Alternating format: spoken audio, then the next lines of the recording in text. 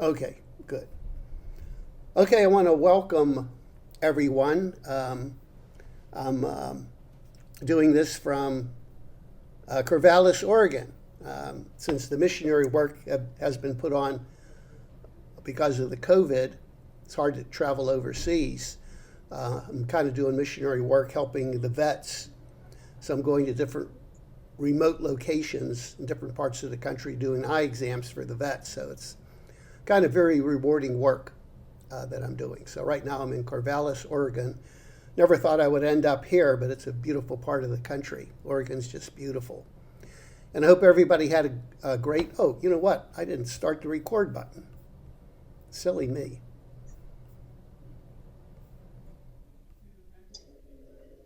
I wanted to let you know I'm in Corvallis, Oregon as well. That's where I live. This is Debbie. Hi, Debbie. Yes. I think I'm at the Hilton. Where am I? I'm right on the river there. In fact, downtown. right outside my window, I see the river. It's foggy. Oh, I'm right across from the good. golf course. Oh, yeah. Yeah. Well, welcome to Corvallis. Thank you. Thank you. If I would have known you were here, then we would have maybe made some plans to get together. Yeah. But I examined the vets at the Fred Meyer's parking lot. There's a van parked there. Really? And the poor guy, he had to drive 50 miles to Corvallis. So he really must be in a remote location. No, I've been here. Oh, my goodness. Well, Well, you're what are you lucky. here for? So we're being recorded now, so this is officially starting. And so I want to welcome everyone for the webinar. I thought that I'd talk a little bit about light therapy. And I hope everybody had a wonderful Thanksgiving and you're getting ready for the holidays. So let's begin. Okay. So I think all of you that are involved with the program are doing light therapy. And many people just don't realize how powerful light therapy is. And it's an important part of the program. You know, all life kind of depends on the sun. If we did not have the ultraviolet light energy coming from the sun, life would not exist on this earth. And, light is essential for photosynthesis, which produces plants, and animals eat plants. So essentially, that's all our food source. And it's interesting, and I'll talk a little bit later, that we are kind of like plants, believe it or not. We all know of chlorophyll, if you remember the days of biology in school. You know, plants have chlorophyll, and they absorb the ultraviolet light and convert it into energy. Well, believe it or not, in our body, we have hemoglobin. And if you look at a hemoglobin molecule and compare it to a chlorophyll molecule, you'll say they're identical. And you know what? They are identical in structure. They look the same. And I have a picture I'll show you later. The only difference is in one element. Chlorophyll has magnesium in the center, and hemoglobin has iron in the center. So what got me interested in this talk was this. I received this notification, a publication that came out of the University College in London, November 24th, last month, significantly improved declining eyesight in just 3 minutes a week. Wow. And just 3 minutes of exposure to deep red light once a week, when delivered in the morning, can significantly improve declining vision. And so this is the red infrared light that I've talked about in the past. And it improves the mitochondrial activity of the retinal cell. And of course, the syntonic light that all of you are using does the same thing. There's another device that we use in our practice called the Delta laser. Many of you have this instrument. And I'm not recommending that you invest in this, but this is a really powerful laser that not only has the infrared laser, the red infrared, but it also has syntonic light, a magnetic field, and ultrasound. So all these things act synergistically. So many patients are using this. But you can see that when you use the delta laser, when you use the red infrared light, it's essential that your eye is closed, that you do not want to open your eyes when you're looking at red infrared light because it may cause a retinal burn. So the red infrared light tends to penetrate into the eye. Now, the syntonic light that you use, and these are some example glasses, you keep the eyes open because this is a lower energy light that's absorbed by the hemoglobin molecules in the bloodstream. So when the eye doctor looks into your eye, he can actually see blood. You know, the retina is transparent. And when he looks in with his little ophthalmoscope, he can see the blood vessels. So when you're doing the syntonic light therapy, your eyes are open and that light energy is going directly into your eye, being absorbed by retinal cells and by the hemoglobin going throughout your body. So it is a very powerful therapy, direct exposure to your blood. Now, light therapy dates back to ancient time, the Egyptians, the Greeks, and the 19th and 20th century. There were brilliant investigators, Babbitt, Pleasanton, Pancoast, and Dinshaw, where they looked at different applications of light on the body. Modern therapies, low-level laser is used by many practitioners, physical therapists, dentists, and we all know about seasonal affective disorder, white light, how it can be helpful. And my interest is in syntonic. Syntonic is a study of the use of light by a group of optometrists. You can Google the College of Syntonic Light Therapy. It's a wonderful organization, how eye doctors are using light therapy. And syntonic light therapy was developed in the 1920s. And the whole theory of syntonic light therapy was balance. We use different application of colors to balance the autonomic nervous system. And I've talked over and over again about the importance of the autonomic nervous system. We want the autonomic nervous system to be in balance. If you're in that stress state, your body's not going to heal.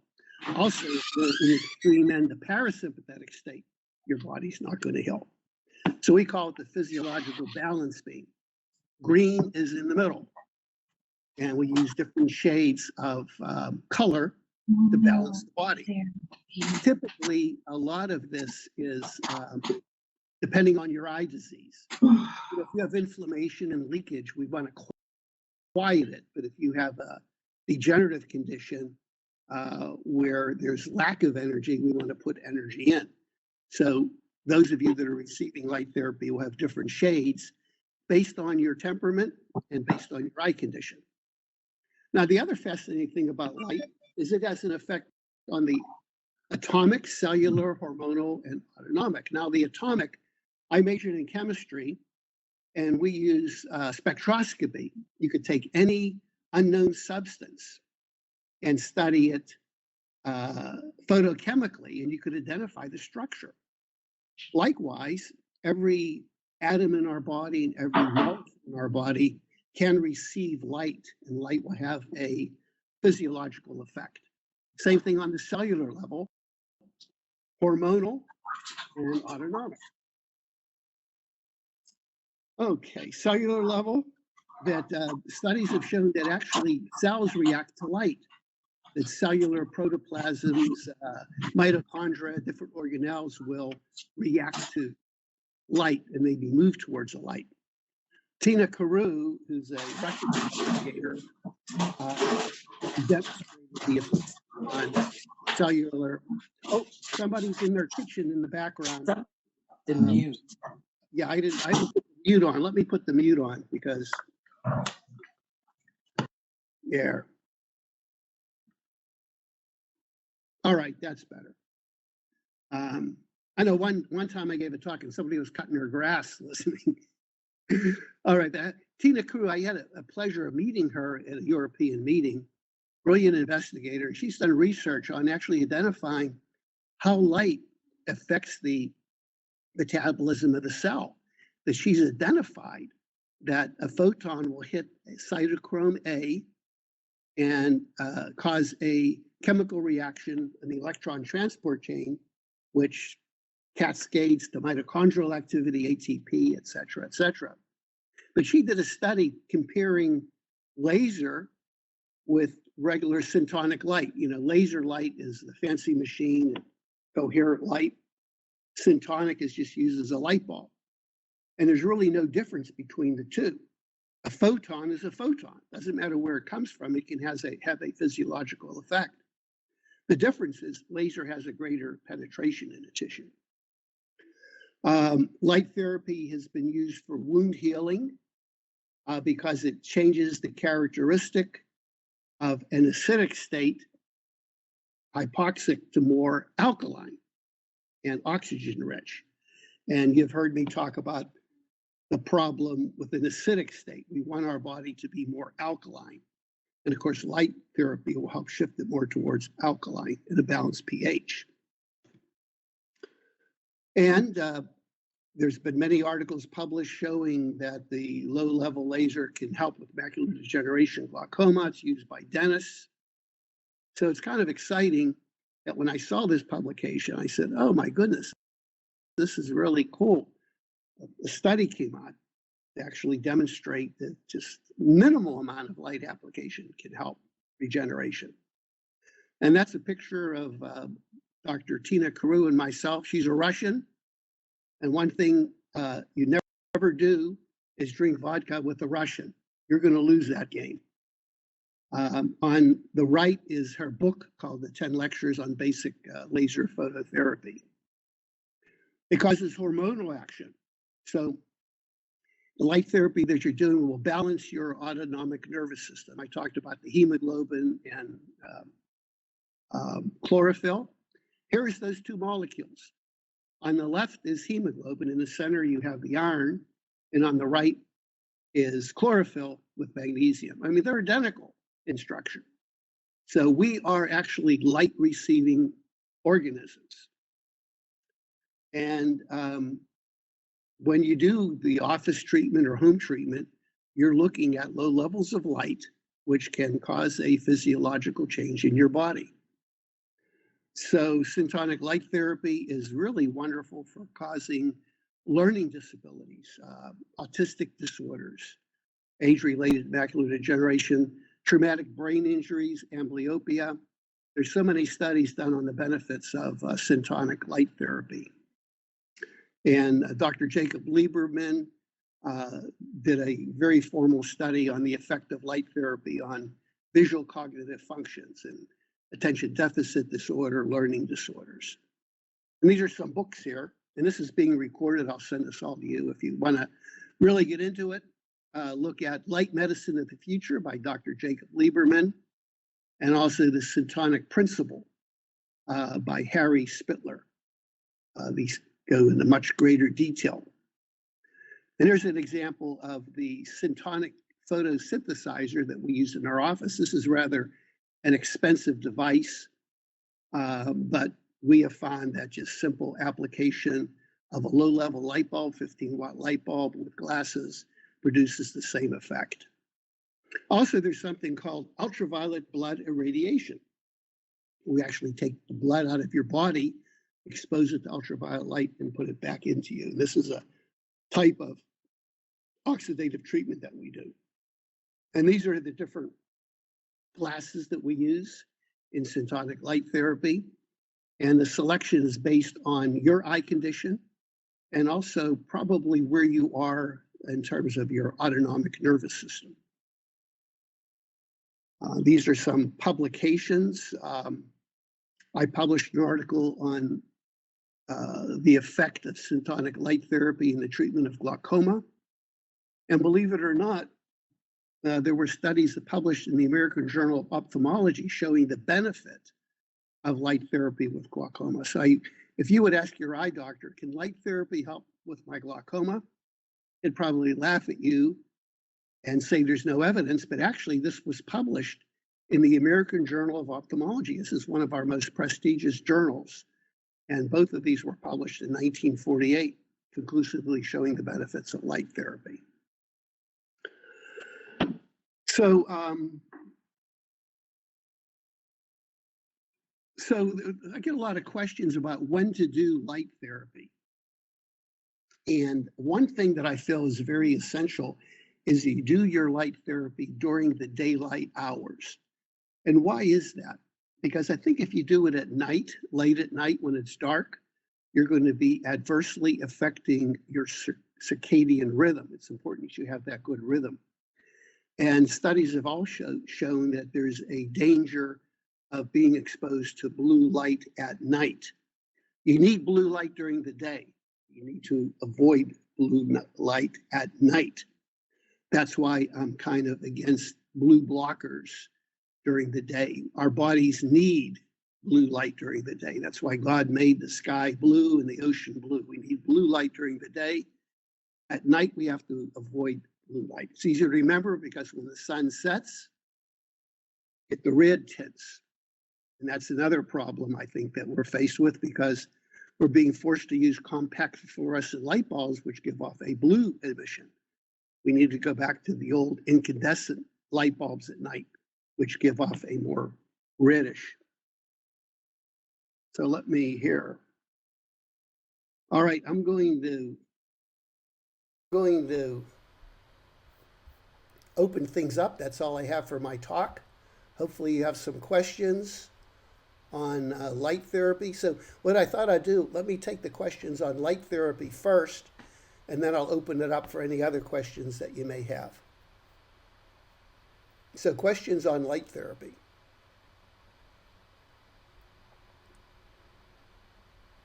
If you are interested in the Delta laser, I think I do have a webinar and some podcasts on the Delta laser. That can be very helpful. The Delta laser not only is good for your eyes, but it's good for musculoskeletal problems too, aches and pains.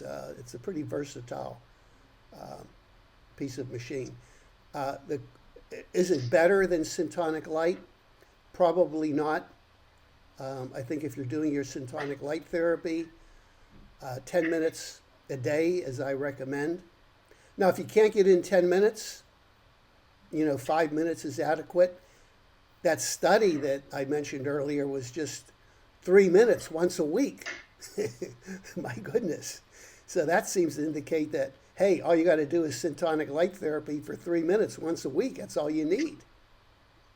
And you don't need a fancy laser, because the laser may be more powerful because you have that, more powerful beam. But remember, you keep the eye closed. So the laser will penetrate deeper into the eye. You never want to look directly at the laser light.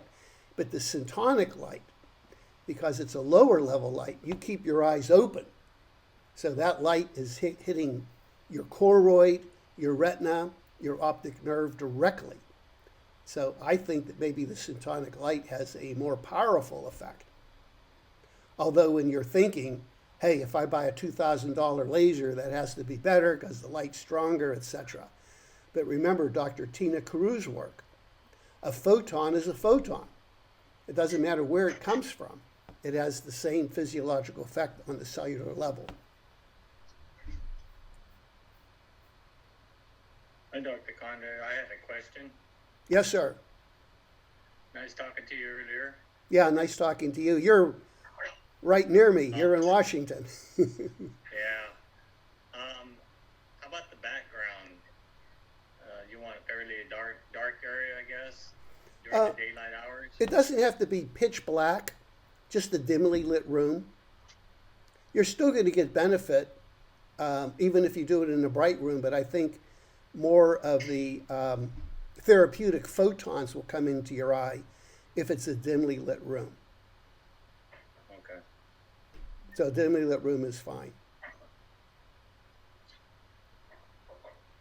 But usually that's one treatment that most patients don't do. They do the microcurrent, but they don't do the light therapy. That's when I saw this article, I got excited. Well, this is a good way that I'll kind of motivate everybody to do the light therapy. Okay. And studies have shown that the light therapy will lower the intraocular pressure. The study that I published showed that it lowers the intraocular pressure by 5 millimeters of mercury, light therapy. But that's only in patients who are not using their eye drops. See, the problem when you're using eye drops, pharmacologically, that's lowering the pressure. So light therapy is not going to lower it anymore.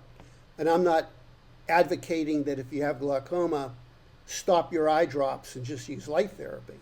That would be insanity for a couple of reasons. If you stop your eye drops, you're going to have a rebound in pressure, and the light therapy will just lower it a little bit. So I think the light therapy has a beneficial effect in terms of the physiology of your eye, helping rejuvenation, regeneration, those types of things.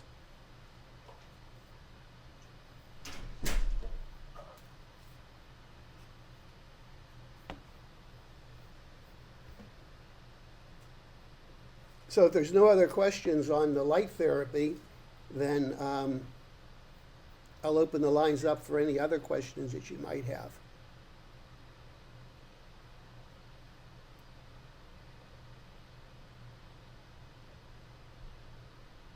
I have a question about the light therapy in that I have it's called a Red Rush 360. It's a light device that you put on. You can do full body on it, but I've always been afraid to get my eyes, I close my eyes when I'm doing it. But does that also help the eyes if they're closed? What wavelength or what type of device is it? It's called a Red Rush 360. It's a red light therapy. It's got a couple different kinds of lights in it. I use it. I've used it. I broke my sternum once, and it heals your body really fast. But I've been always afraid, to not have my eyes open, in the room when I'm doing that. But if I close them and get my eyes, I was wondering if I should start focusing on that as well. No, I think that the red infrared light is not going to be harmful. But I think the main thing to consider is the duration. Sometimes people feel that more is better. And, the light treatment can be like any other treatment. It can be toxic. You don't want to overstimulate your body. So the red infrared light is beneficial, but certainly keep your eyes closed. This is something else that's interesting is that at frequency, if the light is flashing, you get a much better effect. Studies have shown that a steady red infrared light will stimulate the mitochondria to a certain degree. But if you give it to a certain frequency or pulsation, the effect increases.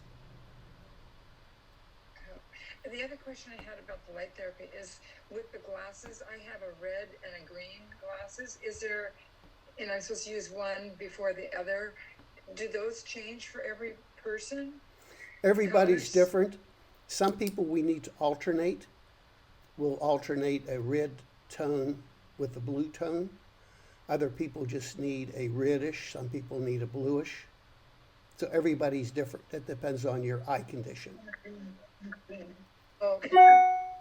So I have glaucoma. So the one you sent me is I guess red and green or something. I think it's probably mu delta. It's a combination. It's like lemon, because with glaucoma, if you have damage to your optic nerve, we want to stimulate the optic nerve. Okay. Some if you would have leakage in your eye, then we would want to give a frequency or color to kind of quiet the eye, to get rid of the inflammation. So it depends on many factors, what color we use or what wavelength we use. Okay, so I'm taking eye drops to lower pressure. How would you transform from eye drops to not using them, using light therapy, or that would be up to the doctor? How would that eventually work, I guess? Well, I guess theoretically, I like to say that, the body can heal itself, and, Right. we're really not meant to take eye drops. If God wanted us to take eye drops, we'd have little eye drop bottles growing on trees. But, my concern is Glaucoma is a serious problem, and you may need the eye drops until we treat the underlying cause. So the light therapy, the microcurrent, the nutrition, detoxification, these are all helping. So you'd have to work with your eye doctor. And I've had many patients, they're taking 3 drops and they go to the eye doctor and, oh, your pressure's great today. And then you would ask, well, is it possible for me to maybe cut back on one of my eye drops? Right. And you may say, yeah, why don't you stop this one? Then over time, you may be, off of most of your eye drops. That would be the goal. Right. Yeah, one of them is like a preservative-free one, just once a day, and the other one's, I guess, twice a day. That's the more, you want to say, more toxic, I guess, or because usually when I take it, I pinch the tear ducts maybe a minute to try to minimize it, because I could, after a little while, I could kind of taste that in my mouth, because it gets in the bloodstream, I guess. Now, most eye doctors are reluctant to decrease your eye medication, because they're afraid of medical legally and so forth and so on. But what I often do with some of my patients, their pressures are really great. I would tell them 3 days before your next visit, maybe stop one of your eye drops. And when you go in, the eye doctor will say, oh, you're doing great. Keep up the work. Then you don't need that eye drop. Right. But I think most eye doctors will work with you. If you say, this one's bothering me, can I give it a trial? Can I stop it? They'll work with you. Okay. They probably want to maybe have you come in and then they could do a pressure check, I guess, right. more often, maybe. Mm-hmm. Yeah. No, they do sell devices. One is called an eye care. It's a home device where you can actually measure your own intraocular pressure. Sometimes that can be really beneficial if you're monitoring your pressure and you want to know if meditation helps, because I think some people have noted meditation, deep breathing will help their pressure. It'd be nice to know what you're doing in your daily life, which can help your pressure. The other thing I can't emphasize enough, remember, glaucoma is more than eye pressure. Yeah. You can have a pressure of 5 and go blind from glaucoma. You can have a pressure of 20 and never lose vision. So it's all about the health of your optic nerve. So the microcurrent, the light therapy, detoxification, good healthy eating, hydration, all these things are helping the health of your optic nerve. Okay.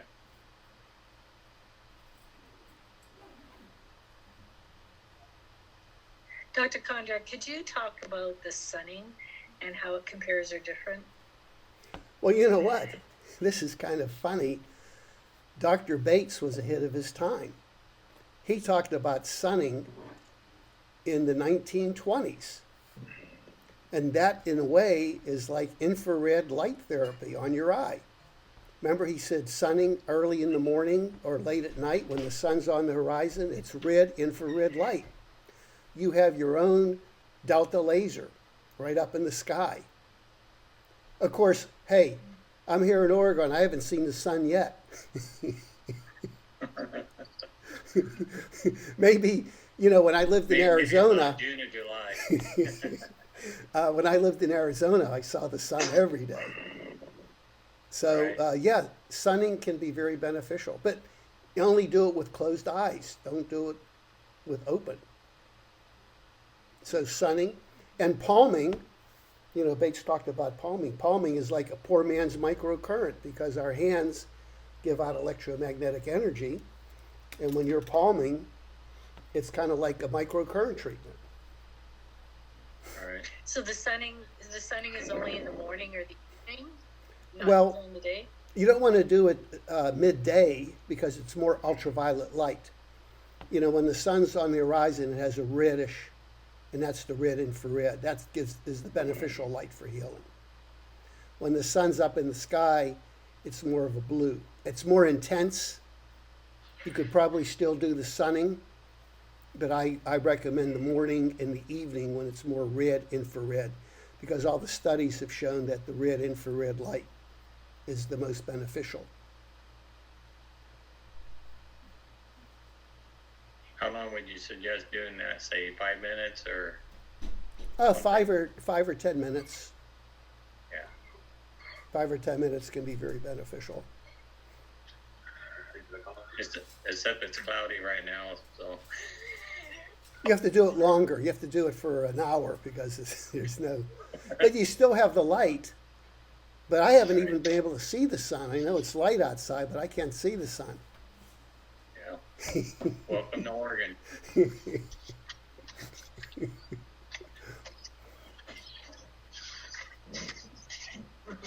Funny here. Well, maybe it is. Well, yeah, there's a little space in the clouds, I think, right here. The sun's trying to come through.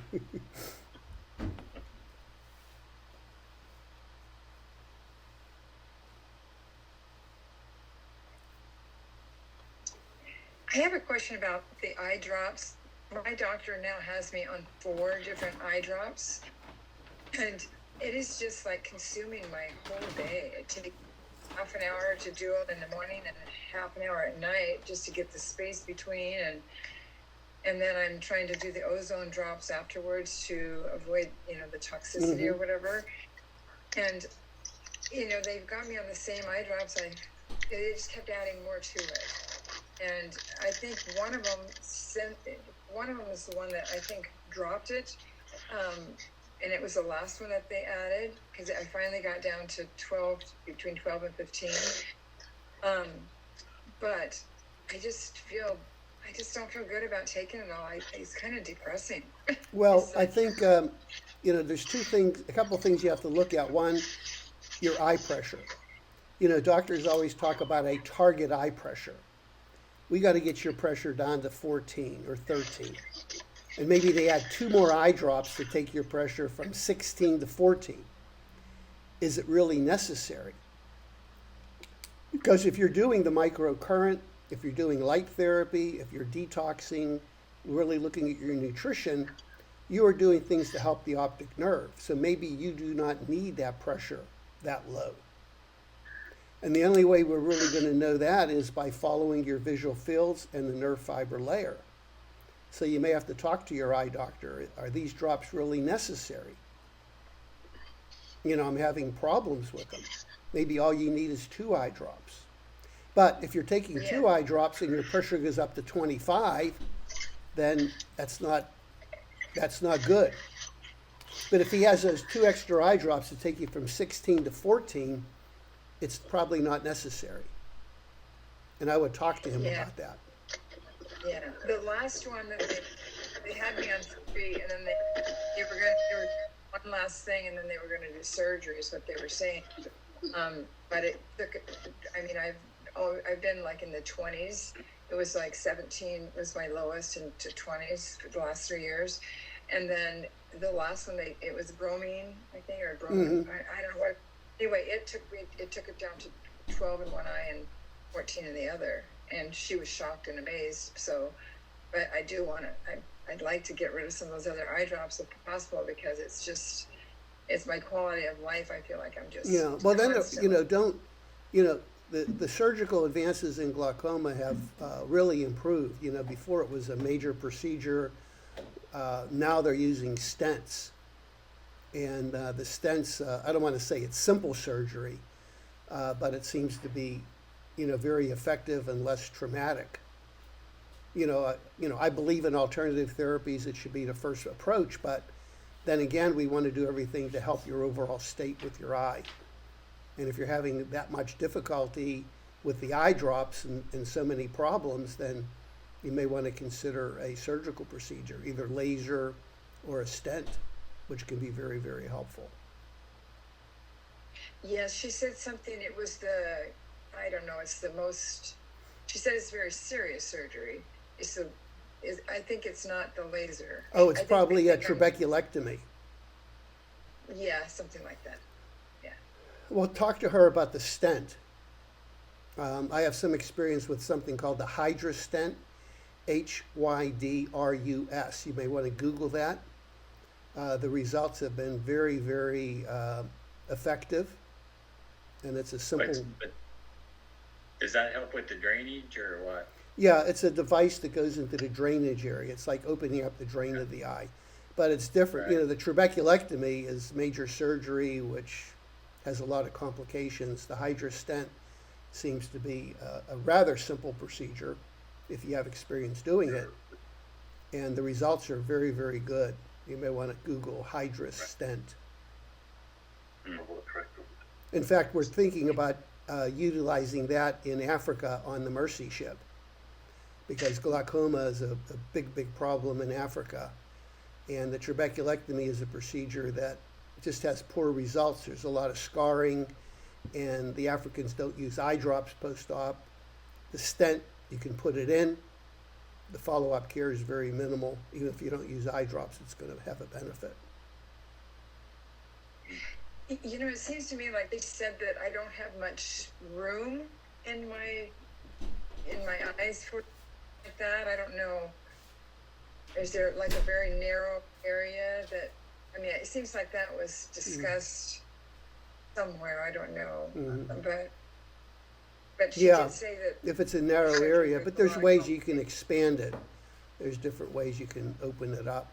But I would talk to your eye surgeon, or maybe get a second opinion. Yeah, apparently she's really good. She's at the OHSU Mhm.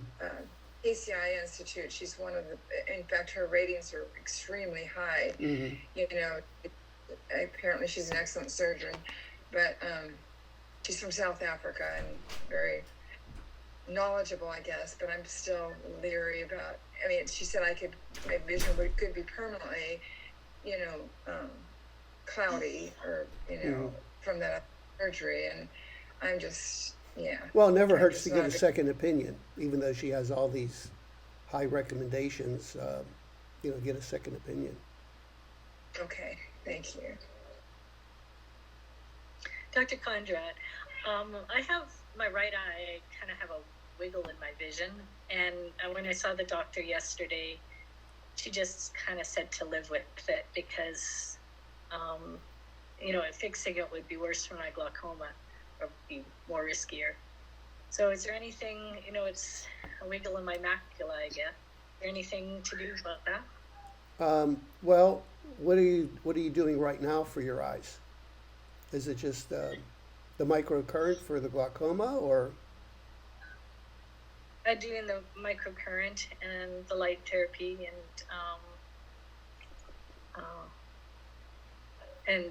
the supplements. So this is a new And, problem. This is a new problem, the wiggle. Yeah, I think first I only noticed it about a month ago. The wiggle. And so it looks like everything's just kind of bending back and forth. Like Yeah, kind of well, I a would, little if I wiggle. haven't, I'd like to take a look at your records, see what's going on, and maybe we need to change the frequency or the light therapy that you're doing, or the homeopathic remedy. A new symptom means we have to change some of the parameters. Yeah, my records would have been sent yesterday, and if your office didn't get them, I can send them again. Yeah, but I'll take a look at them as soon yeah, as I so- get them. Because Crystal sends me records to review all the time, and I'll take a look. But we may have to schedule a actual consult to review and maybe update some of the frequencies in your machine. And otherwise, the doctors are just concerned about pressures, really nothing else. I mean, my doctors are very nice, but they're just concerned. Yeah, pressures are good. Like they're about fine. My eyes. Use eye drop. No, I don't use any eye drops, but I did have trabeculectomies in both eyes, one in January and one in March.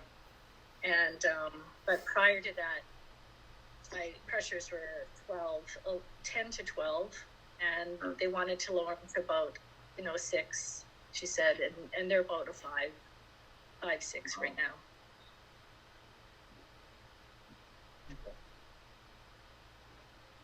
So you have to do everything possible to keep that optic nerve healthy.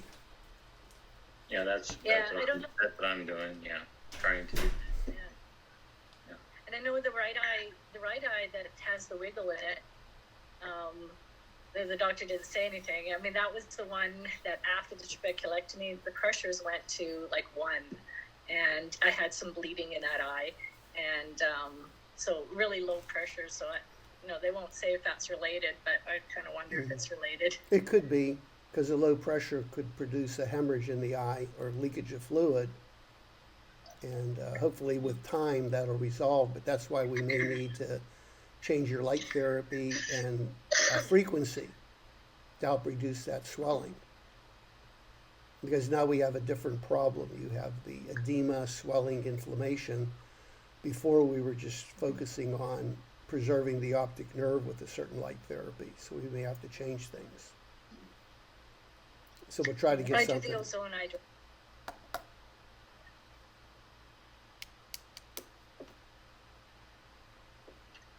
Dr. Kondrot? Yes, Hi, this is Roberta. How are you? pretty good.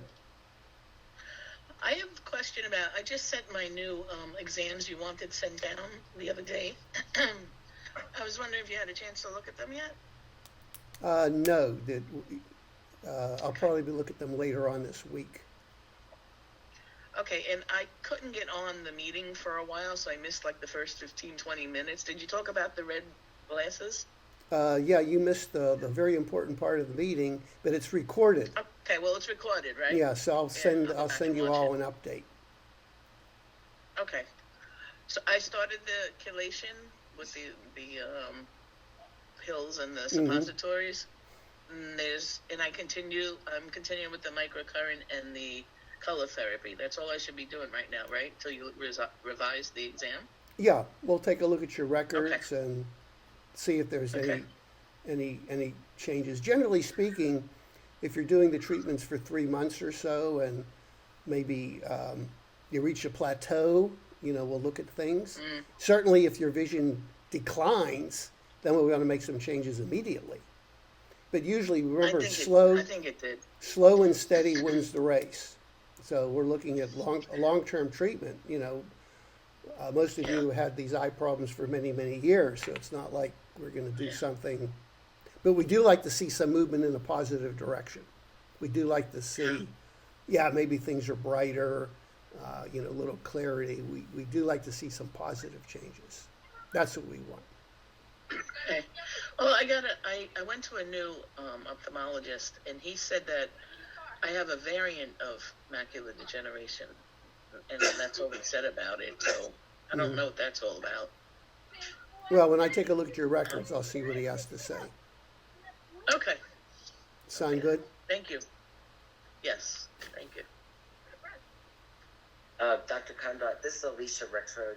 I had a question that you mentioned about Acumed eye drops for cataracts. Yes. Okay, I did order some. It's coming this weekend. But how many times a day do we use them to start with? I would say twice a day. Okay. Twice a day is usually fine. But then again, it's important too to look at heavy metals, maybe chelation, because elevated lead is definitely related to cataracts, and good nutrition. I can't emphasize good nutrition.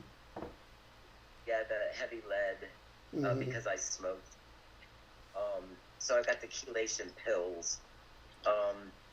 I was trying to avoid cataract surgery because I also had radial keratotomy, and I just don't want one more thing added to the macular degeneration and everything else. Yeah, after radial keratotomy, the shape of the eye is irregular, and it's really hard to get an accurate lens calculations. Exactly. Yeah, but they do have a device called the ORA, O-R-A, which you do an intraoperative lens calculations. Okay. And I'm actually using that in Pennsylvania at a surgical center, helping a doctor there. I need to keep my surgical skills sharp, so when I do mission work, it's not like it's been a year since I touched, the instruments. So I'm doing part-time surgery in Pennsylvania. So if you want to come to Pennsylvania and I'll do the ORA on you, it's kind of slick. It's a device where Oh, we cool. actually measure precisely the lens that you need. It's good for people that have had radial keratotomy or LASIK that, you know. Okay. You've probably been involved in most surgeries, I guess, in your since you've been studying. Oh yeah, you named the surgical procedure, I've done it. Corneal transplants, trabeculectomy. Um, You mainly do that kind of now in missionary work, though, right? right in Michigan, because you know what? There's so many good surgeons in the United States, and I don't do a lot of it here in the United States. And we do a different type of surgery when we do mission work. We don't have all the fancy equipment. So it's harder to do the work, surgery on the missions. And for a couple of reasons, the equipment and also the cataracts are so advanced. Most of the people I do surgery on in the mission work, they're blind. They see nothing. Right. Wow. You know, here in the U.S., it's like they come in, the letters are a little blurry. They can still read and drive, but they're getting cataract surgery just because the vision's a little blurry. So it's completely different in the mission. They come in blind. They have somebody walking them in. They can barely see motion in front of them. Yeah, 8 months ago when I found out I had glaucoma, my doctors probably within a year you're going to need cataract surgery. So that's why I'm doing your therapies first, try to get, Yeah, but remember, I think things at a standstill. I think cataract surgery is done too aggressively in the United States. You know, as soon as you get a little bit of blurred vision, well, let's get it done. Medicare pays for it. Let's get it done.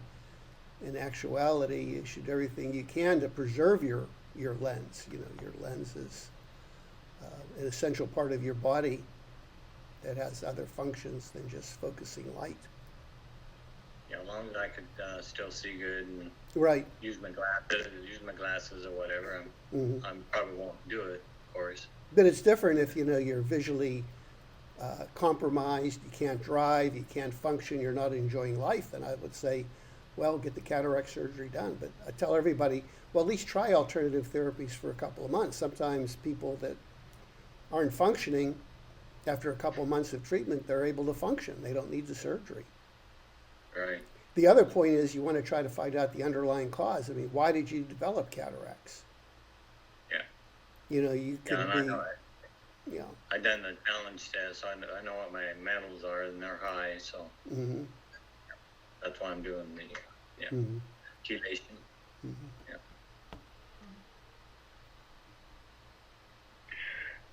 Dr. Kondrot, what are the other functions of the lens other than focusing light? Well, focus is light, and it also it's a protective barrier from the front part of the eye to the retina.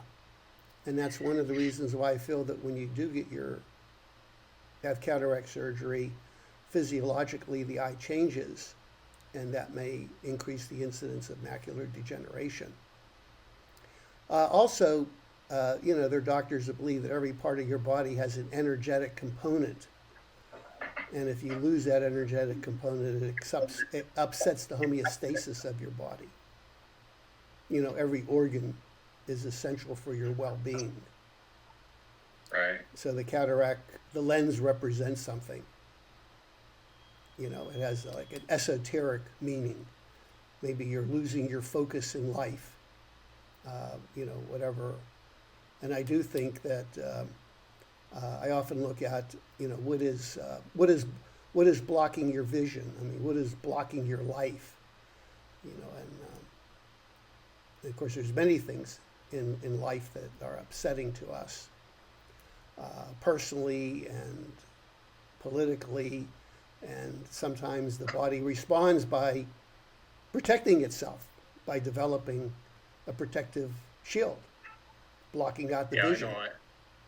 I know when I had a mold exposure in 2017, and when I went and found an integrated doctor, and they did this visual test, and she could tell, I forget the name of it now. Was it a contrast sensitivity? It had like dots and stuff. I don't remember the name of it. Yeah, a lot of times when you have toxic exposure, it affects your contrast, your ability to see different shades. And that could be a Yeah, good I think it had, indication. I Mhm, think it had shades too, yeah. mhm, She could tell, yeah. mhm. Okay, I think we're running out of time. I have a consult that I've prepared for at 1, so I want to thank everybody for joining. Thank you. If you have topics or ideas for next month, that'll be next year, January.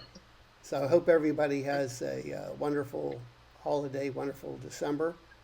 Any questions, don't hesitate to contact the office, okay? Thanks all. Thank you. Thank you. Thank Okay, you. take care. Thank you.